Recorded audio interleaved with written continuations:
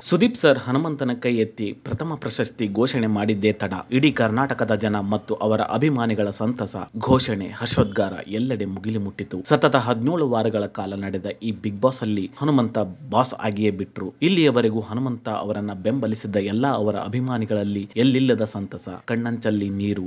ನೋಡುತ್ತಿದ್ದಂತೆಯೇ big boss season 11ರ cup ಹನುಮಂತನ ಕೈ ಸೇರಿಯೇ ಬಿಡ್ತು. ಫ್ರೆಂಡ್ಸ್, ಹಾಗಾದ್ರೆ ಹನುಮಂತ ಗೆಲ್ಲೋಕೆ ಬಹು ಮುಖ್ಯವಾದ ಅಸ್ತ್ರಗಳು ಯಾವುವಿದ್ವು ಅಂತ ನೋಡೋದಾದ್ರೆ, 2 ವಾರ ಲೇಟ್ ಆದ್ರೂ ಕೂಡ ಬಿಗ್ ಬಾಸ್ ಮನೆಯ ದಿಕ್ಕನ್ನೇ ಬದಲಿಸಿದವನು ಈ ಹನುಮಂತ. ಯಾರ ಜೊತೆಗೂ ಅರಚಾಟವಿಲ್ಲ, ಕಿರುಚಾಟವಿಲ್ಲ, ಜಗಳವಿಲ್ಲ, ಬಾಯಿ ಜೋರು ಮಾಡಲಿಲ್ಲ. ಸಾಮಾನ್ಯವಾಗಿ ಇದ್ಕೊಂಡು ಅಸಾಮಾನ್ಯನಂತೆ ಇರಬಹುದು ಎಂದು ತೋರಿಸಿಕೊಟ್ಟ ಸ್ಥಿತಪ್ರಜ್ಞೆ, ಅತ್ಯುತ್ತಮ ವ್ಯಕ್ತಿತ್ವ, ಟಾಸ್ಕ್ ಕಿಂಗ್, ಅತ್ಯದ್ಭುತ ಮನರಂಜನೆ, ನೇರ ಮಾತು, ಅತ್ಯಂತ ಸರಳ ವ್ಯಕ್ತಿ, ಹಾಡುಗಾರಿಕೆ, ಕಾಮಿಡಿ, ನ್ಯಾಯಯುತ ಆಟಗಾರ, ಮೋಸ, ಕಪಟ, ನಾಟಕ, ಅಸೂಯೆ, ಹೊಟ್ಟೆಕಿಚ್ಚು ಇಲ್ಲದವನು, ಹಿಂದಿಂದ ಯಾರ ಬಗ್ಗೆನೂ ಕೆಟ್ಟದಾಗಿ ಮಾತನಾಡದ ಪ್ರಾಮಾಣಿಕ ವ್ಯಕ್ತಿ, ಸ್ನೇಹನೇ ಬೇರೆ ಆಟನೇ ಬೇರೆ ಅಂತ ನಿಯತ್ತಾಗಿ ಮನರಂಜನೆಯ ಮುಖಾಂತರ ಆಟ ಆಡಿಕೊಂಡು ಬಂದಿದ್ದ.